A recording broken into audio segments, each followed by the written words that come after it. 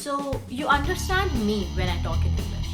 But when it comes to your favorite show or your favorite movie, you have to turn on the subtitles to understand what the person is saying. That is because a lot of native speakers use contractions, linking sounds, and many such techniques when speaking.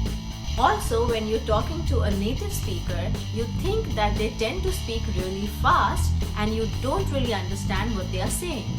Set, which was fantastic. I mean, it was like walking through my childhood, and Harrison, whose place I am honoured enough to be in on the sofa, it was, yeah, he wasn't there. The point is, I walked to the Millennium Falcon and I sat down. I mean, it was incredible. It was Would you not be a storm? If you want to sound and understand a native English speaker, then keep on watching this video.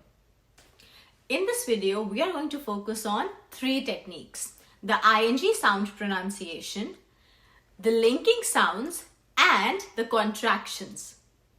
So tip number 1 is how to pronounce the ing sound. So whenever there is a word that is ending with ing, we do not emphasize the G at the end. I mean, we do pronounce it, but we do not emphasize the word. However, what we actually need to do is emphasize on the word end and say the G a little softly. Alright, so let's see how it goes. Now our first word is doing. Instead of pronouncing the G or emphasizing on it, we will pronounce this word as doing, doing. The emphasis will always be on N and we will pronounce the G sound very softly. Doing. What are you doing? Pick that up, we're gonna go. The second word is talking. So this word will become talking. Talking, not talking. Gung. G sound will not be emphasized on. G की sound को बहुत ही low pronounce करेंगे. What are you talking about? Try the next word. Yup, this is speaking. Speaking.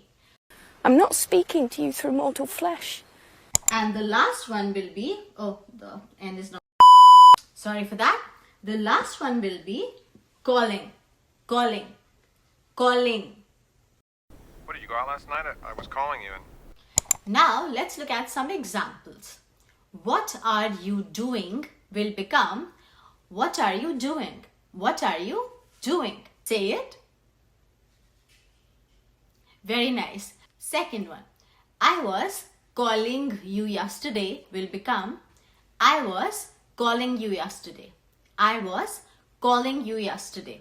Talking. I am not talking to you will become, I am not talking to you. I am not talking to you. Talking to you. Tip number 2, the linking technique. Now, a lot of native speakers when talking use this technique. Let me tell you, this technique is not usually used in formal conversations and it is also never used in written English. However, when you are speaking, this technique is often used. Now, let's look at this sentence. I am going to go to the movies. Now, when speaking, the native speakers do not use this whole sentence as it is. What they say instead is, I'm gonna go to the movies. I am gonna go to the movies. Instead of saying to, they use the word the sound. Here we are linking a lot of words with one another. For example, I am will become I am using the contraction method. Going to go will become gonna go. To the movies will become to the movies. To the movies. I'm gonna go to the movies. Now, let's look at another example. The sentence is, I am going to go to the mall. Now here, I am will become I am by using the contraction method, and then going to will become gonna. To go, while pronouncing, this will be D sound. And the mall. So this sentence will become, I'm gonna go to the mall. I'm gonna go to the mall. Not I am going to go to the mall. I hope this is clear. Going to always becomes gonna when speaking fast and in informal English, and I am becomes I'm. That in fact you use in formal English as well. I'm finally keeping the board down. I'm so happy I got it. Now we're going to go with tip number 3, that is using contraction technique. Now keep in mind, contractions you usually use in informal English, that means casual English. You do not use them in formal English. Now let me tell you what contractions actually mean. Well, you know, when you have two different words and you make them into one word, that is what you call a contraction. For example, I am becomes I'm, we are becomes we're.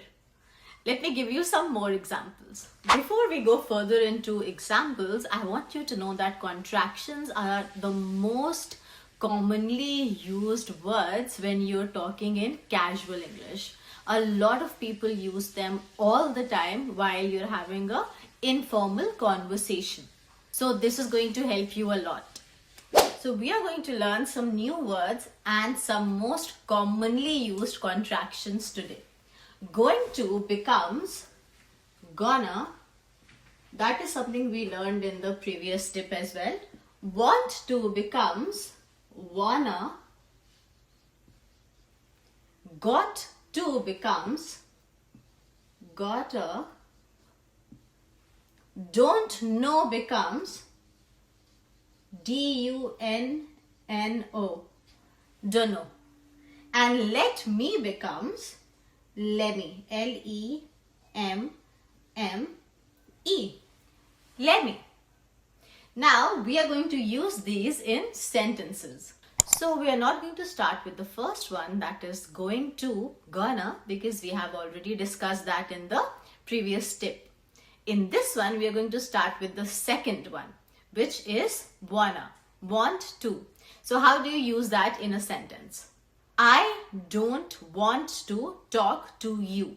Instead of saying that whole sentence, native speakers prefer saying, I don't wanna talk to you. I don't wanna talk to you. I don't want to talk to you. You know that. Another example can be, I want to go for a walk, which will become, I wanna go for a walk. The next one is got to. That means gotta. Now, instead of saying, I have got to finish my assignment, you will say, I've gotta finish my assignment. I've gotta finish my assignment. Another most common example is, I have got to go. Now, instead of saying, I have got to go, you say, I've gotta go. I've gotta go. Instead of I have, we will use the contraction I've. Instead of got to, we will use the contraction gotta. I've gotta go. The next one is don't know. The contraction of that is don't know. I don't know. Example, I don't know where she went. Instead of saying that, you will say, I don't know where she went. I don't know where she went. Example number 2, I don't know what you mean. Instead of that, you will say, I don't know what you mean. I don't know what you mean. And the last word is let me, which becomes lemmy. So you will not say let me know when you are free. You will say let me know when you're free. Let me know when you're free.